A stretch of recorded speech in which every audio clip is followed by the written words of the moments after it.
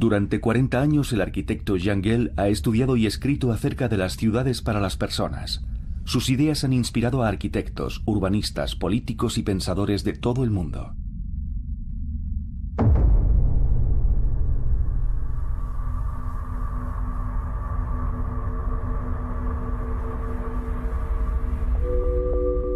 Imaginemos una película de ciencia ficción. Estamos en un frío y distante paisaje urbano.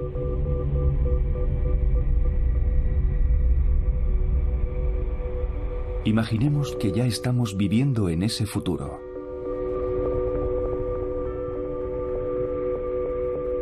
La megaciudad ya es una realidad.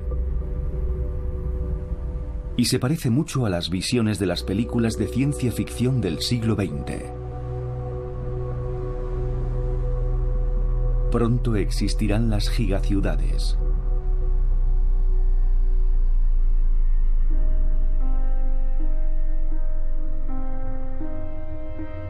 En medio de esta fría y desolada visión del futuro tenemos al ser humano. No encaja en el cliché de la modernidad. Es personal, cálido, íntimo, social.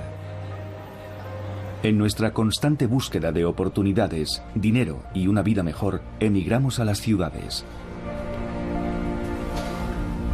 Pero la forma en que construimos ciudades invita a la interacción humana, a la inclusión y a la intimidad.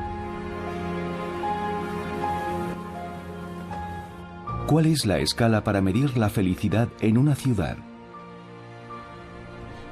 A veces pienso que a día de hoy sabemos mucho más sobre cómo debe ser un buen hábitat para los gorilas de montaña o para los tigres siberianos que para el Homo sapiens.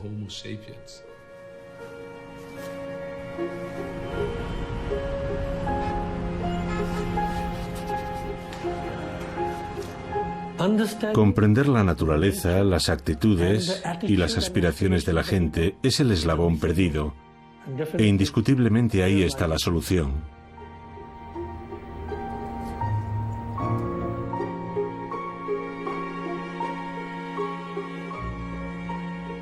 Entonces, cuando se plantea la cuestión, ¿cuál es la definición de modernidad? ¿Cuál es la definición de ser moderno?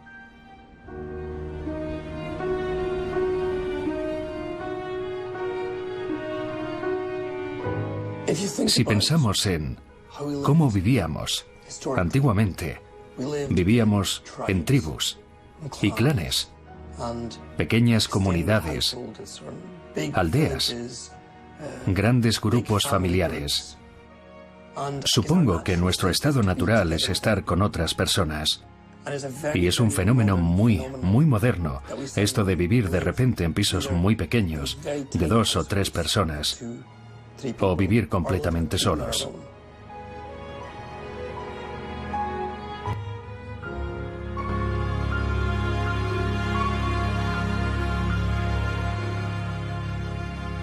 Capítulo 1. Primero modelamos nuestras ciudades y después nos modelan ellas. Alrededor de 1960 hubo un periodo interesante, cuando realmente despegaron el boom económico y la era industrial en los países occidentales. Mucha gente emigró desde el campo a las ciudades y se produjo una gran demanda de viviendas.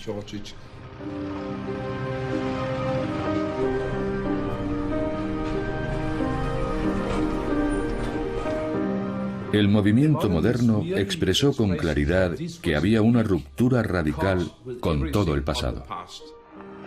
Aquí están las puertas de las casas, separadas como mínimo 200 metros entre sí. Por aquí pasará una autopista para el tráfico de vehículos. Separación absoluta. Si alguien en algún momento hubiera pagado a profesionales para desarrollar la idea de un modelo urbanístico que acabase con la vida urbana, no podrían haberlo hecho mejor que lo que consiguió el movimiento moderno.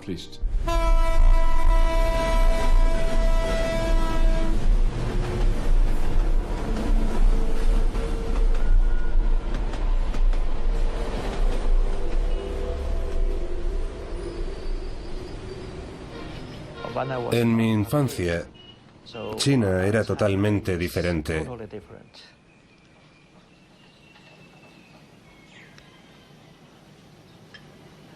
En aquellos tiempos, la situación económica no era nada buena. La gente era pobre y muchos pasaban dificultades para comer.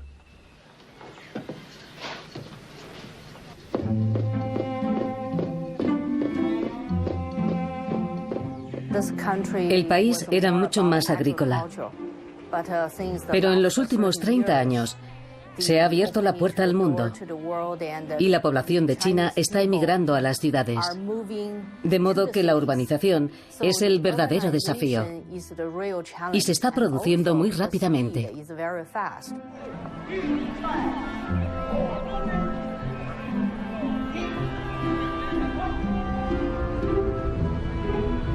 El lado bueno es la perspectiva económica. Por otra parte, esto representa un gran desafío para el medio ambiente, la energía y la calidad de vida.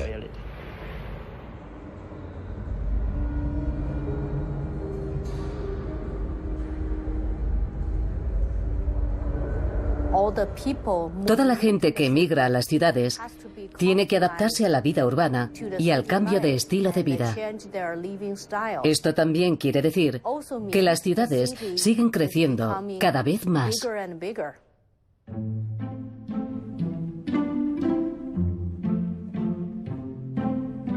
En la actualidad vemos muy claramente el proceso de urbanización en China, donde está teniendo lugar la misma modernización que en Occidente, pero en menos de una generación.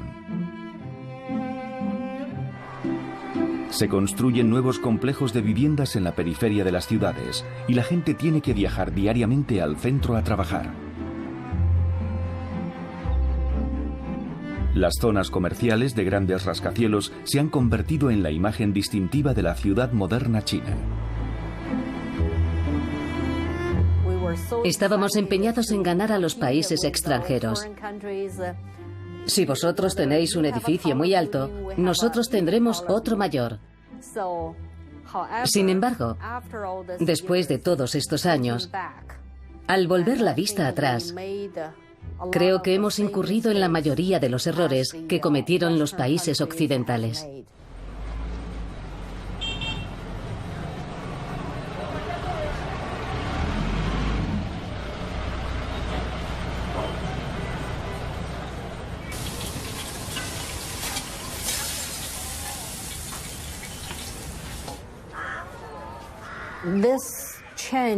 En este cambio se perdieron muchas de las características de la vieja ciudad, como la vida de los hutongs.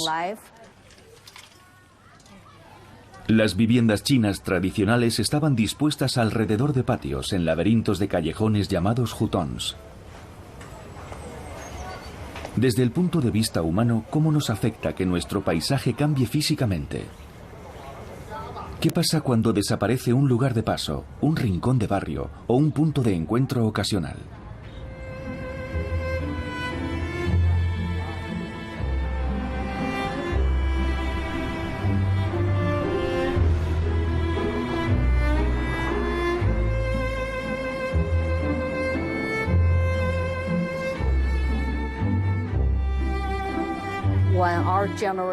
Cuando nuestra generación se hace más rica, tendemos a apreciar la oportunidad de tener un coche y de conducirlo. Sí.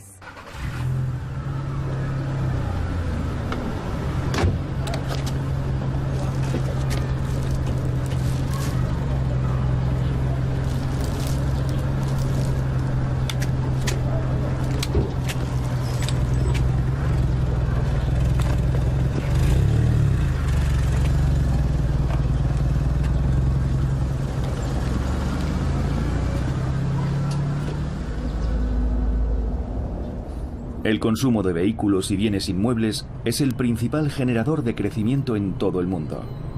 China mantiene a nivel nacional la política de seguir construyendo carreteras y autopistas para mantener el ritmo de crecimiento. En la próxima década se espera que el número de vehículos se multiplique por 5.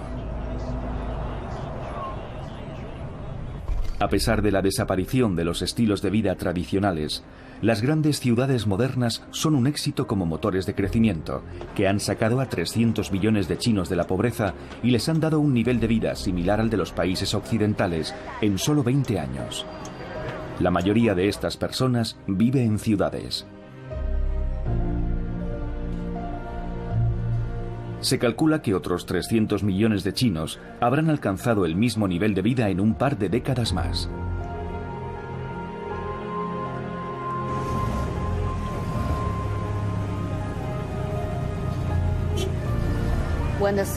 A medida que la ciudad se hace más grande, el esfuerzo del desplazamiento aumenta, porque hay que cubrir distancias muy largas y eso se lleva cada vez más tiempo del día. Cuando la gente llega a su casa, ya es de noche. Después de cenar, todo el mundo está cansado y la gente no se relaciona mucho. No conocemos a nuestros vecinos.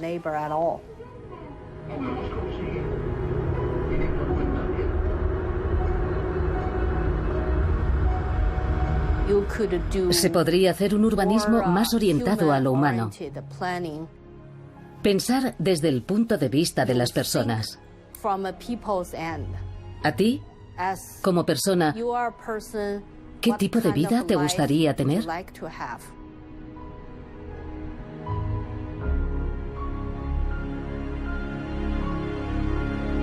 Capítulo 2. Mides lo que te importa.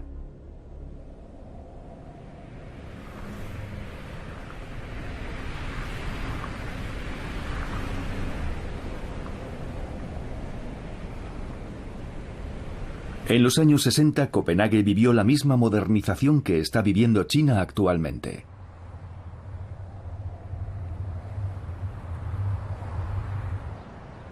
Ir y volver a las áreas residenciales era muy aburrido. No había más que zonas verdes, hierba. No había actividad, ni tiendas, no había nada. Solo tú, la hierba y el cielo.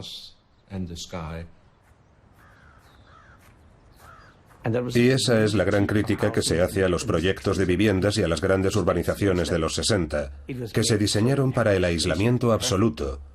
Sales de casa, riegas las plantas en el jardín, miras a un lado y a otro de la calle, no ves a nadie y vuelves a entrar.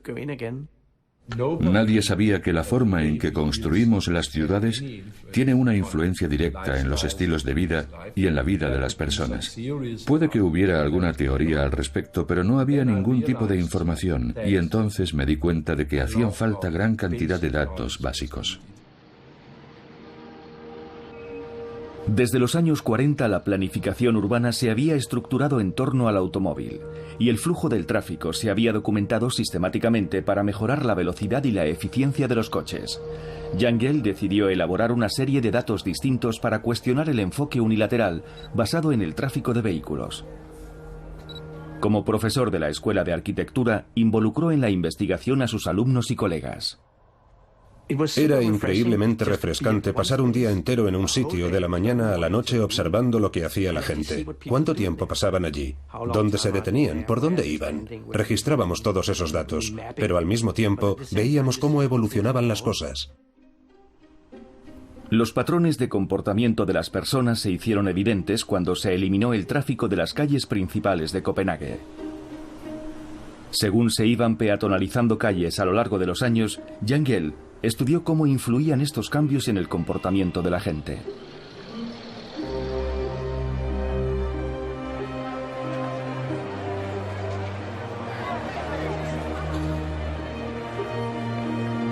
Según se peatonalizaban las calles, fue documentando cómo crecía la vida pública. La principal calle comercial se convirtió en un paseo. Se eliminaron las plazas de aparcamiento del puerto interior de la ciudad. A continuación, la plaza principal de la ciudad se convirtió en una plaza. Y descubrimos una predictibilidad que ya sabíamos que se daba con los coches. Cuantas más carreteras construyes, más tráfico hay. Pero ahora nos dábamos cuenta de que ocurría lo mismo con la vida urbana, con la vida pública. Cuanto más espacio se deja para la gente, más vida pública hay.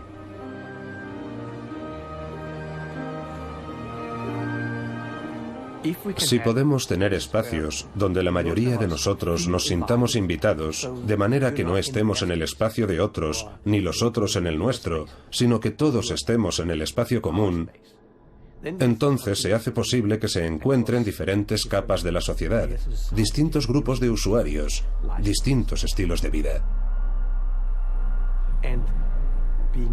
Y ser urbano tiene que ver con ser capaz de conectar con absolutos desconocidos, con gente que no conocemos.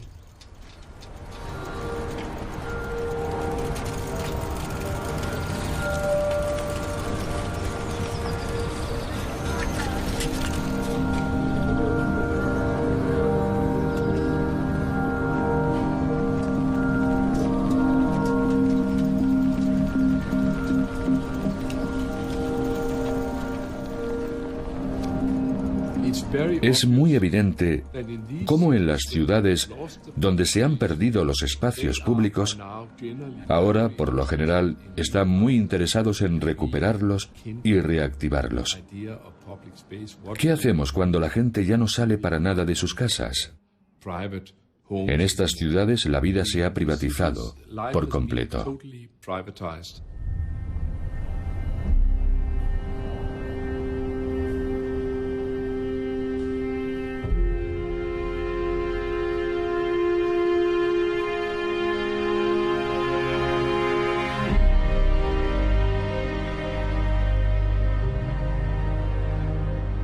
Este método de estudiar a la gente y la vida pública se aplicó en Nueva York en 2007.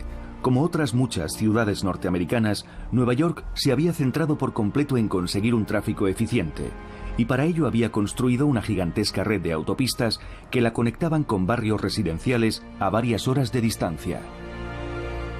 En los años 50, Robert Moses trajo un cambio extraordinario a la ciudad de Nueva York. Construyó un gran número de autopistas y carreteras. Así que la rapidez en los desplazamientos es una parte importante del legado que nos dejó Robert Moses. Y pensar a lo grande también es una parte esencial de ese legado.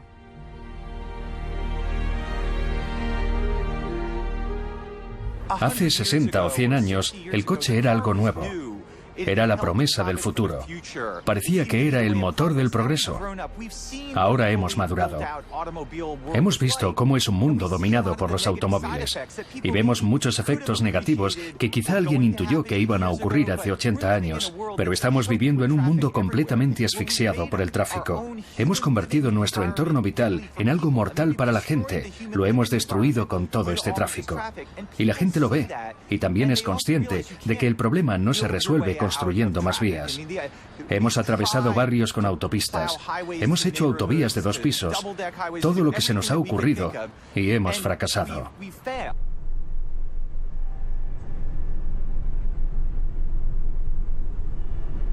Y es incuestionable.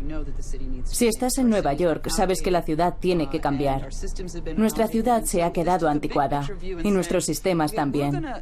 Y ha hecho falta ver el problema en perspectiva para decir, muy bien, vamos a utilizar este crecimiento en nuestro favor, invirtiendo en nuestros sistemas de infraestructuras clave, y con ello vamos a recuperar la ciudad y a restaurar una competitividad que nos convierta en la ciudad más grande y más verde del mundo. Si ves fotos de cómo era antes Times Square, la imagen de Nueva York era la de los taxis circulando por la plaza o la gente parándolos. Había una fuerte cultura del automóvil en Nueva York. Los que dirigen el tráfico se habían convertido posiblemente en la gente más poderosa de la ciudad.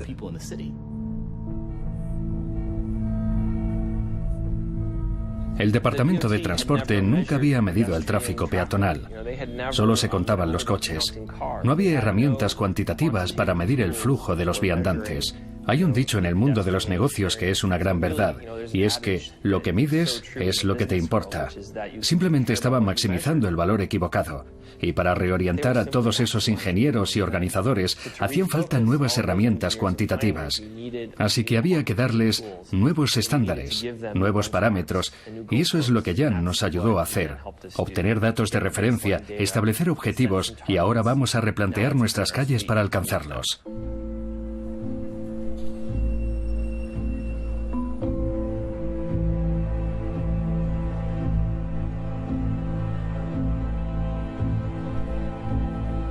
Un 90% del espacio de Times Square estaba dedicado a los coches y solo el 10% a las personas. Pero el 90% de los que utilizaban ese espacio eran peatones y el 10% vehículos. Había que rehacer los cálculos.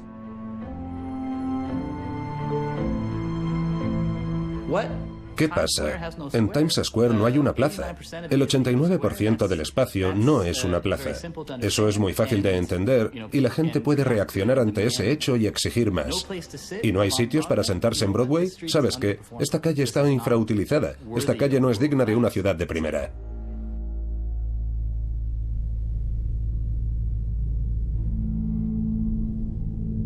El plan era definir una nueva forma de moverse por la ciudad. Broadway se cerraría al tráfico a lo largo de las plazas principales, de norte a sur. Y se construiría una red de carriles bici para conectar los barrios circundantes.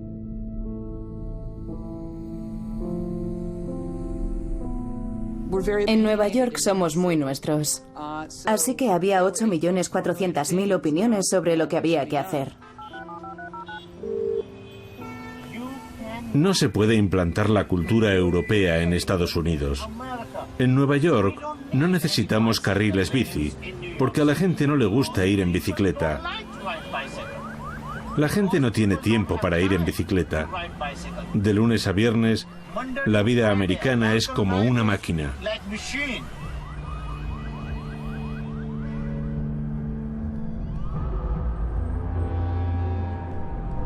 Cualquier tipo de cambio que se sugiriese encontraba resistencias porque afectaba a sus rutinas diarias. Y creo que lo que impulsó este cambio fue más bien una alineación, un mecanismo en esencia. Y ese mecanismo era el proceso del proyecto piloto.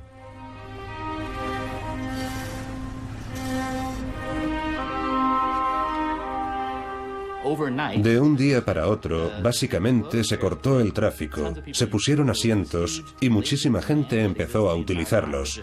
Desde el principio había una demanda latente enorme que simplemente se materializó en esta zona. Pero aquello no estaba bien del todo. La gente se quejaba. Decía, ¿qué es esto? ¿Sillas baratas de un hiper? Eso no es digno de Nueva York, no es digno de Times Square. Así que poco después hubo que revisar el plan y poner mobiliario urbano de mejor calidad. La idea era poner algo y dar a la gente la oportunidad de experimentar con ello, no pretender darlo todo hecho y que sea perfecto desde el primer día.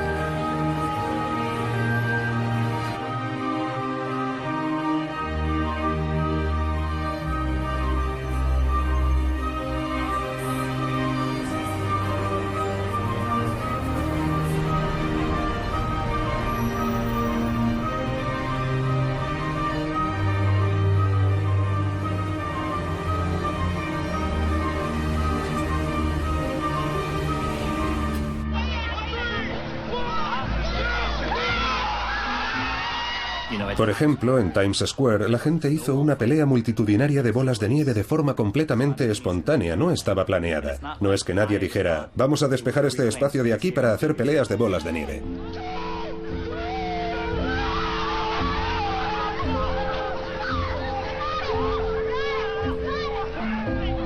Esa espontaneidad que tiene esta ciudad solo puede salir a la luz cuando hay una masa crítica de gente viviendo en el espacio público. Cuando todo el mundo vive encerrado en su casa, no hay vitalidad ni espontaneidad. Es como un ser vivo.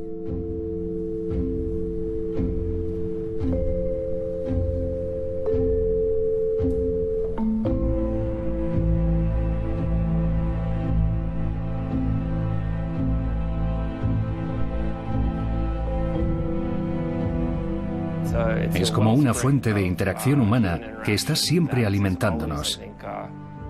Y te das cuenta cuando lo ves. Te das cuenta cuando paseas por la calle en Copenhague. Puedes ver esa cualidad humana orgánica que creo que tienen las buenas ciudades.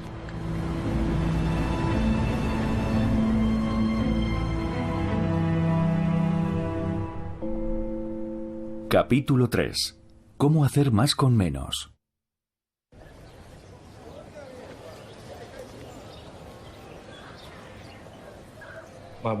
Mi esposa y yo comenzamos en Italia a documentar cuidadosamente lo que hacía la gente, contando cuántos se quedaban al sol y cuántos se iban a la sombra. Queríamos saber qué pasaba en Italia, por qué a todo el mundo le parecían tan agradables las ciudades italianas.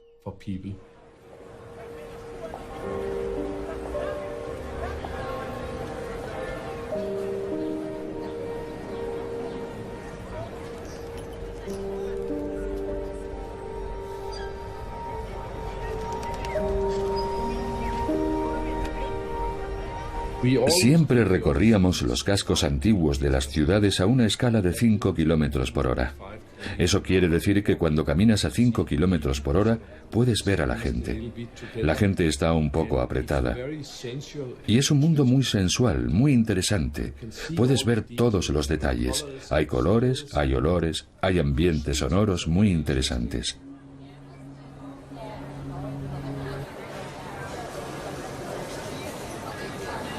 Cuando vas a una zona residencial moderna, de repente te das cuenta de que la mayoría del espacio está pensado para que los coches puedan circular a 60 kilómetros por hora. Para circular a 60 kilómetros por hora necesitas grandes espacios, grandes señales, grandes rotondas. Es una escala completamente diferente de la de una persona a pie.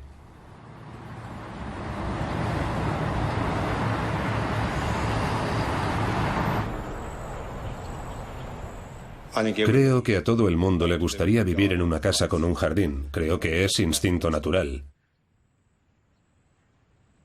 Pero cuando empiezas a pensar en lo que te va a costar a cambio, en el tiempo que vas a perder yendo y viniendo a trabajar, empiezas a replanteártelo. La gente acabará entendiendo la economía de la ciudad.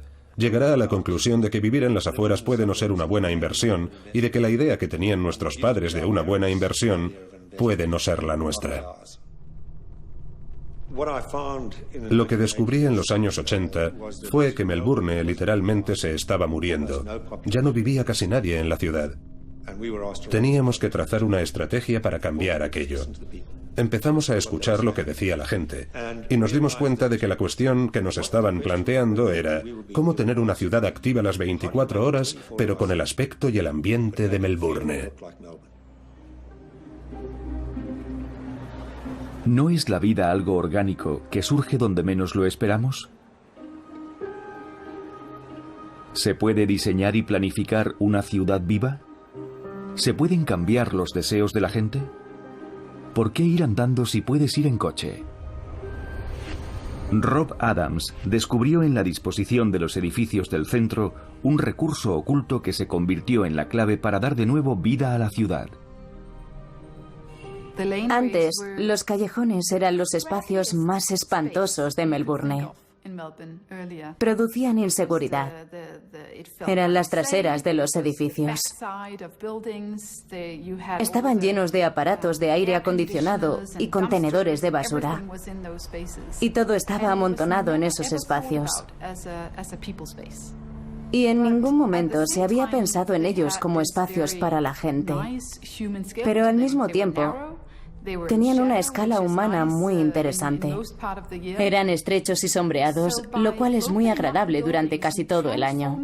De modo que al abrir los edificios y transformar el entorno haciéndolo más acogedor, cambió por completo la vida de la ciudad. Las calles se convirtieron en lugares donde a la gente le apetecía estar, así que empezamos a introducir cafés y pasamos de 2 en 1985 a más de 500 a día de hoy. Ahora la gente se sienta en la calle a disfrutar de un café. Las calles se han convertido en nuestro salón.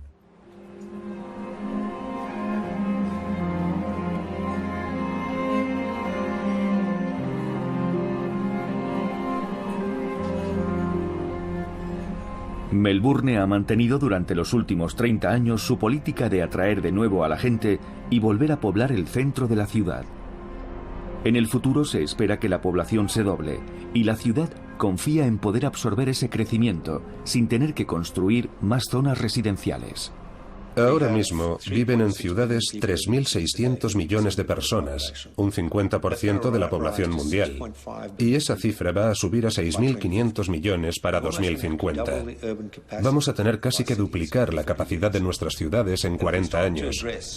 Y si vamos a plantearnos cómo hacer feliz a la gente y cómo hacer nuestras ciudades económicamente viables, la única forma es examinar estos espacios urbanos con mucha atención y comprender cómo funcionan. No tenemos tiempo ni dinero para construir las infraestructuras que va a precisar la población que tendremos dentro de 50 años.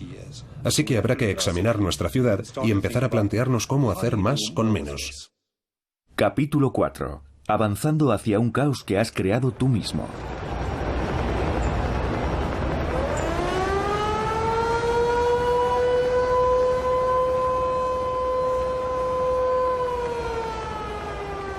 Si vuelves la vista atrás, hace 50 años, la ciudad era casi como Venecia.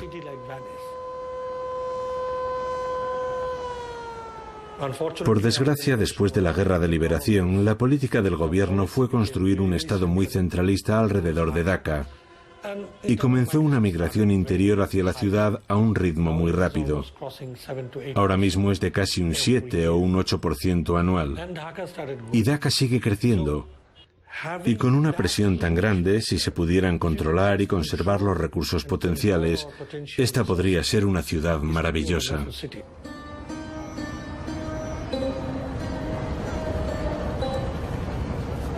Daca es la ciudad que más rápido está creciendo en el mundo. Cada año llega 500.000 de personas procedentes del campo. Para hacer frente a esta presión, Daca sigue el modelo urbano que hemos visto en China y en Occidente.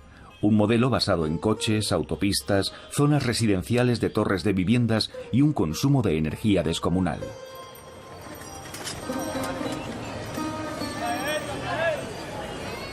Varios activistas de Daca han traducido los libros de Jangel y han aplicado sus métodos para medir el flujo de peatones, rickshaws y vida pública, para inspirar un enfoque urbanístico distinto. Creo que fue en 2005 cuando la gente normal vio cómo el gobierno tomaba la medida de prohibir los rickshaws en ciertas calles. ¿Y cuál era la razón? Argumentaba que los rickshaws eran una de las principales causas de la congestión del tráfico en Daca. Así que los prohibieron. ¿Y qué es lo que vemos ahora? Que la congestión sigue ahí, porque no tuvieron en cuenta lo más importante. El principal problema era el aparcamiento. Los coches aparcan gratis y ocupan todo el espacio.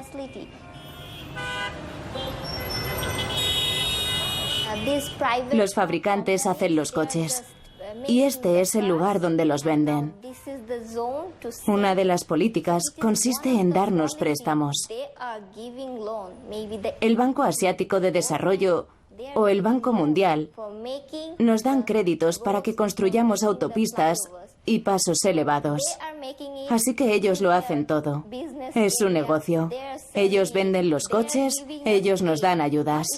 Pero no son ayudas. Tenemos que devolverlo. Somos nosotros quienes tenemos que pagar los préstamos. No deberíamos seguir ese modelo.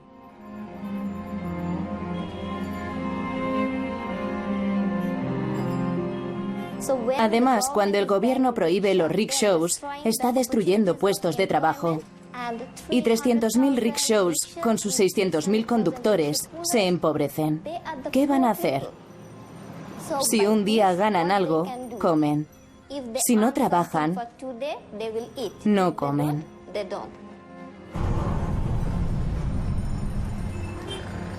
Solo un 5% de la gente usa coches particulares y un 37% rickshaws. Si ese porcentaje decidiera cambiarse al coche privado, no podrían ir a ninguna parte. Tendrían que comer en el coche, dormir en el coche, todo. Sí, es mi coche. Tengo un coche, pero no puedo hacer nada. Eso pasaría.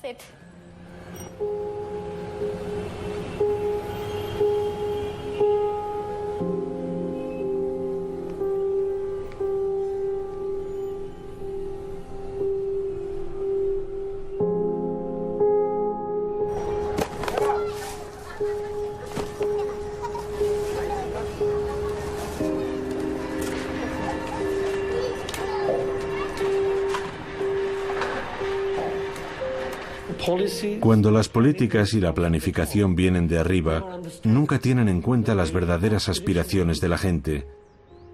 De modo que cuando se ponen en práctica, solo benefician a los ricos y a las clases medias altas. Y el resto, que tiene una clara mayoría numérica, queda excluido. Así el problema se acrecienta. Por desgracia, si no incluyes a todo el mundo en la planificación y no piensas en sus necesidades de transporte y vivienda, te diriges hacia un caos que has creado tú mismo, porque has ignorado a esa gente, pero sigue estando ahí. Puedes fingir que no existen, pero existen, y el problema es ese. ¿Qué se debe priorizar en esta modernización? ¿Y a quién?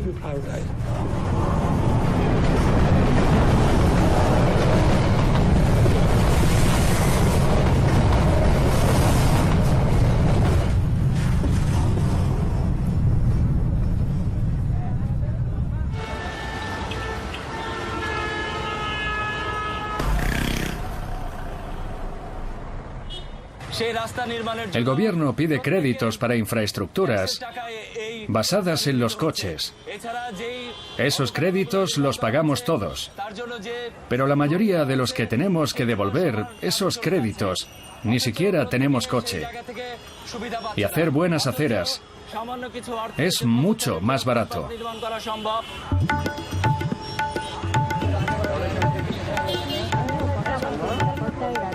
Grupos de manifestantes están tomando las calles de Dhaka. Los manifestantes exigen igualdad y más derechos para los peatones.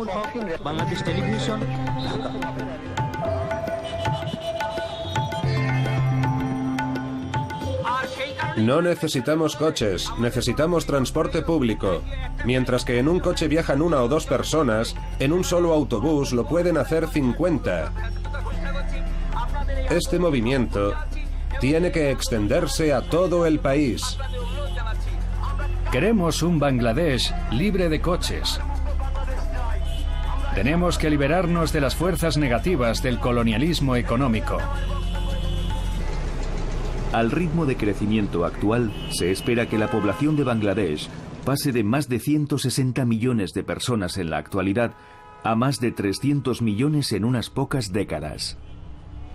Con este tipo de desarrollo, centrado en los automóviles, si cada persona tuviera uno, como en Estados Unidos, tendríamos 300 millones de coches. ¿Quedaría espacio para algo más en Bangladesh?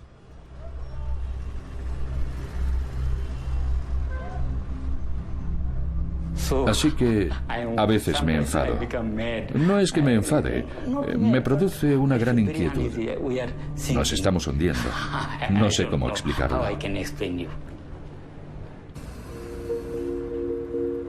Dhaka está situada en una zona de alto riesgo sísmico. El desarrollo urbano agrava este problema considerablemente. La masa terrestre se está cubriendo rápidamente de asfalto y cemento. Esto hace que el agua de lluvia fluya hacia los sistemas fluviales contaminados. Así pues, las aguas subterráneas son el único recurso y se están agotando rápidamente. El año pasado, un pequeño movimiento sísmico de magnitud 5,4 sacudió la ciudad. Si se produjera un gran terremoto, se calcula que 80.000 torres y rascacielos se hundirían. Y hay otro grave problema. La estructura del suelo está cambiando. La consecuencia es que un pequeño terremoto puede causar un gran problema. Al cambiar las condiciones y la estructura del suelo, su capacidad de sustentación disminuye.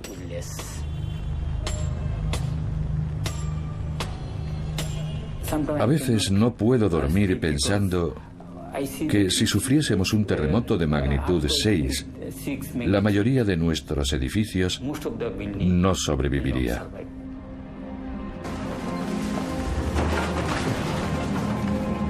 Si lo miramos como si fuera un puente, creo que podemos ver dónde está el final. Porque nuestro destino es el mundo moderno occidental. Ahora que hemos emprendido el viaje y estamos en mitad del puente, podemos ver cómo el modelo capitalista, cómo los coches, las autopistas, todas esas cosas modernas han destruido su vida. Pero todavía podemos marcar nuestro propio rumbo. Muy bien. ¿Hacia dónde queremos ir? Contamos, medimos, calculamos y maximizamos, pero ¿hemos tenido en cuenta a los 4.000 millones de personas que viven en los países del tercer mundo? ¿Qué pasaría si todos tuvieran coche, contaminaran y consumieran la misma cantidad de energía que nosotros? ¿Y si volviéramos a empezar? Capítulo 5. Tratar bien a la gente es muy barato.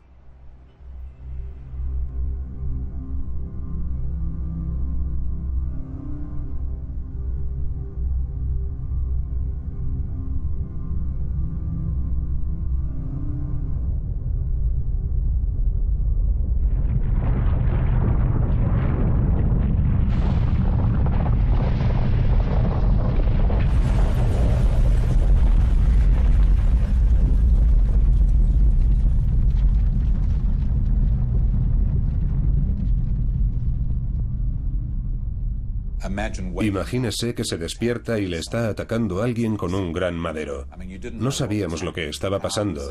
No había electricidad. El estruendo era increíble. No podías ponerte de pie ni encontrar nada. Estaba desorientado. Todo estaba lleno de libros y cosas que se habían caído. Y eso mismo le estaba pasando puede que a 500.000 de personas.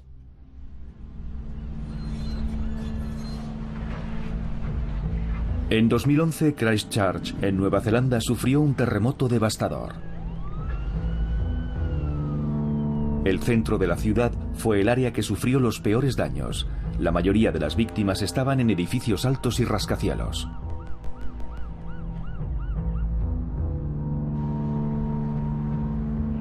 El impulso inmediato después del terremoto fue volver a edificarlo todo igual, dejarlo como estaba antes. Reconstruirlo todo, pero había muchos estudios sobre ciudades después de desastres.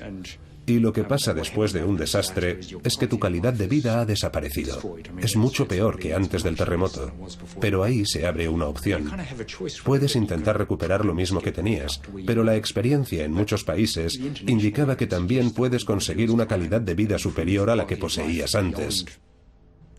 Intentar recuperar terreno perdido, en cierto modo. Vamos a pasarlo mal durante 5 años, pero si conseguimos hacer de Christchurch una ciudad mejor, eso nos ayudará a recuperar parte de la calidad de vida perdida, a recuperarnos de la destrucción de nuestro entorno físico. El centro de Christchurch se llama ahora la Zona Roja y está prohibido el acceso a toda el área. Los daños estructurales de los edificios que siguen en pie son tan graves que es necesario demoler todo el centro de la ciudad. Se calcula que unos 1.500 edificios tendrán que ser derruidos antes de poder iniciar la reconstrucción.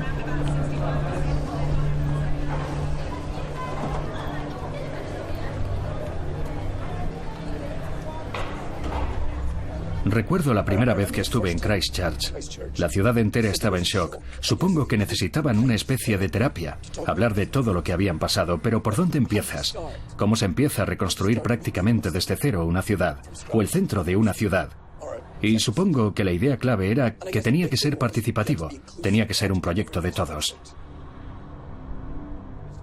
Empezamos esta presentación dando de nuevo la bienvenida a Christchurch a David Sim. He oído hablar mucho esta mañana sobre esos expertos extranjeros que vienen a decirles lo que tienen que hacer. Les prometo que no voy a decirles que tienen que hacer nada. Mi cometido aquí es escuchar. Quiero que me cuenten lo que quieren hacer y hacer lo que pueda con mi equipo por ayudarles a conseguirlo. Bien, ¿qué clase de ciudad quieren? Todo el mundo tiene algo que aportar. De esta forma, la idea de un programa que incluyese a todo el mundo, en el que todos pudiesen compartir sus ideas, nos ayudaba a comprender en qué dirección querían nuestros conciudadanos que trabajáramos. Porque la adversidad de la destrucción era la oportunidad de construir un nuevo futuro. Y lo llamamos Comparte una idea. Obviamente tenemos que aumentar los espacios entre los edificios y creo que esta es una gran oportunidad para reorganizar. Pusimos en marcha un movimiento invitando a la gente a compartir sus ideas sobre cómo creían que debía ser Christchurch. Y terminamos con 106.000 opiniones sobre cómo debía ser nuestra ciudad.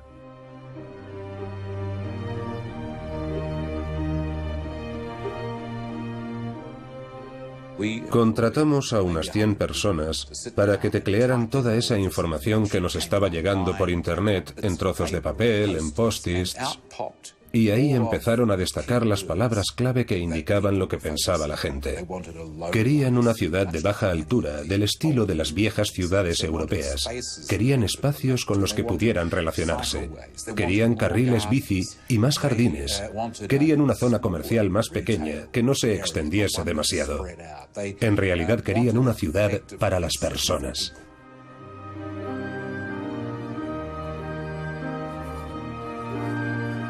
La gente de la ciudad, sin que nadie le dijera qué tenía que pensar, coincidía y sus ideas eran idénticas a gran parte del trabajo que Jan había estado haciendo en todo el mundo.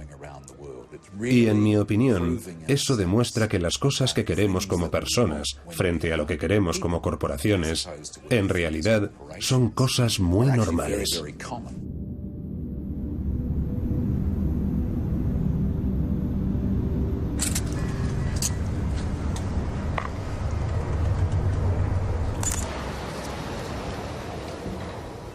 Creo que para la gente de la calle, los edificios tienen un valor mucho más importante, que es el de los recuerdos.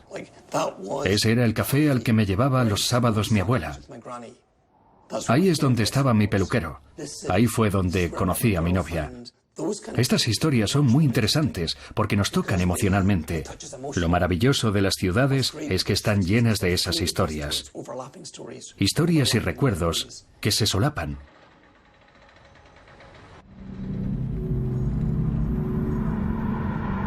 El plan de reconstrucción de Christchurch se ha convertido en una gran batalla. Propietarios de terrenos y promotores inmobiliarios se oponen a las regulaciones sobre altura de los edificios de oficinas.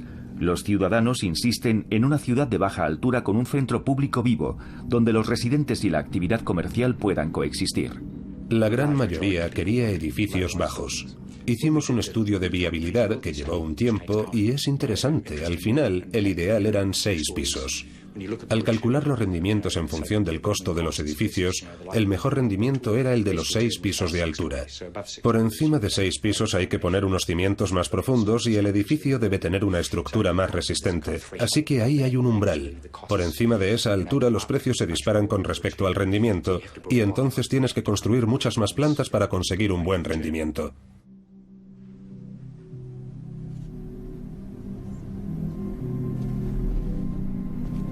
El gran problema de los edificios altos. Es interesante porque hay muchos estudios sobre esto. Si preguntamos a un médico o a una enfermera cuál es la base de una buena salud, todos te dirán más o menos lo mismo. Aire libre, ejercicio, relacionarse con gente. Y cuanto más alto estás en un edificio, menos probabilidades hay de que entres y salgas espontáneamente. Eso significa que la gente que vive en edificios altos tiene una vida más aburrida. Y hay mucha menos vida en las calles, de modo que eso de salir, moverse y tratar con gente es realmente vital. No vamos a construir lo que teníamos antes. Lo que teníamos fracasó. Lo que tenemos ahora es una oportunidad de construir algo que responda a las necesidades reales de los habitantes actuales de Christchurch y que además refleje sus aspiraciones y sus visiones. El 18 de abril de 2012, las competencias sobre la reconstrucción de Christchurch pasaron del ayuntamiento a un nuevo organismo bajo el control del gobierno nacional. El gobierno prometió respetar la visión general del proyecto de la ciudad. El ayuntamiento desarrolló un nuevo marco legal bautizado como el segundo volumen. Incluía limitaciones en la altura de los edificios y en el espacio para aparcamientos. Estas normas fueron descartadas por el gobierno. Hemos decidido aceptar el primer volumen, pero por el momento dejaremos a un lado el segundo, ya que sería prematuro, creo, aceptar esas normas, y que lo más apropiado sería revisarlas cuando esté preparado el proyecto en un plazo de 100 días. El dilema es complejo. La gigantesca obra de reconstrucción proporcionará un poderoso impulso a la economía si atrae inversiones inmediatas de promotores inmobiliarios, hoteles y corporaciones. Pero este beneficio es a corto plazo, como lo son las decisiones políticas cuando hay elecciones cada 4 años. Sin embargo, las ciudades se levantan para que duren 100 o 1000 años. Parece que están en el punto crítico entre convertirse en Los Ángeles o en Copenhague. Algo así, sí. Sí. Y aunque me gustaría decir que eso está en mis manos, no lo está. Hay fuerzas económicas mayores en juego que darán forma al futuro de la ciudad y al comportamiento de la gente.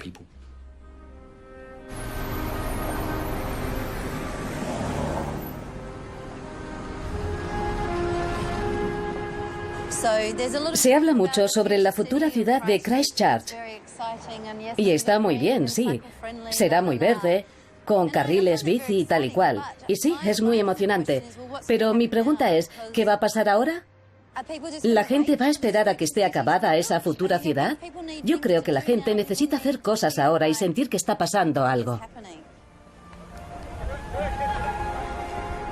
El proyecto de regeneración urbana proporciona una forma de hacer que pase algo ahora mismo.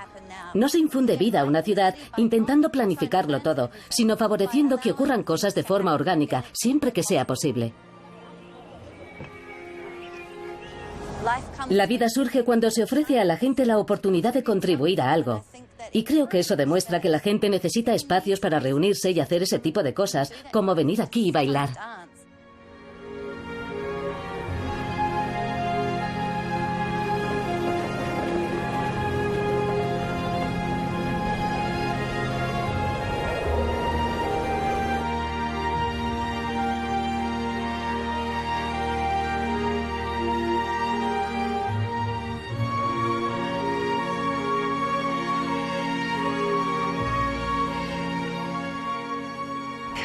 Supongo que existe una compleja tradición que procede de la forma en que enseñamos arquitectura y urbanismo. Y es la idea de que una persona puede resolverlo todo. Incluso tenemos un término, el plan maestro. Voy a hacer el plan maestro que resolverá todos los problemas. Pero hay que preguntarse, ¿es eso posible? Las ciudades son increíblemente complejas. Así que incluso la idea de un plan maestro en sí ya es un disparate. Todo lo que podemos hacer es un marco lo más sólido posible que permita que se desarrolle la vida.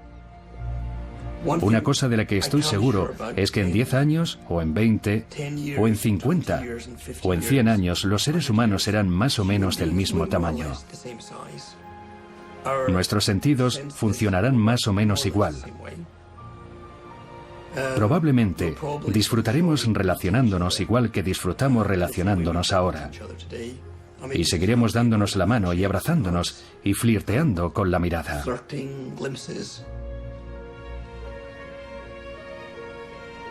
No creo que podamos planificar las cosas. No creo que, porque yo trace una línea, vaya a conseguir que pase algo. No puedo obligar a nadie a hacer nada, ni a ser nada. Pero sí podemos hacer invitaciones. Podemos invitar a la gente a pasear. Podemos invitar a la gente a sentarse, a quedarse un rato. Eso es todo lo que podemos hacer. Hace 200 años, el mundo tenía una población de 1.000 millones de personas. Actualmente somos 7.000 millones. A finales de este siglo seremos 10.000 millones. Se calcula que para entonces el 80% de nosotros vivirá en ciudades. ¿Cómo será la vida en una ciudad dentro de 100 años? Tal y como yo veo el panorama, la planificación urbana lleva un buen número de años trabajando con una caja de herramientas bastante incompleta. Cuesta muy poco tratar bien a las personas cuando se habla de ordenamiento urbano. Comparado con cualquier otra inversión, no cuesta prácticamente nada. Así que hay buenas perspectivas. Porque el hombre es básicamente un animal muy inteligente, que sabe lo que le gusta y que sabe cuándo está incómodo.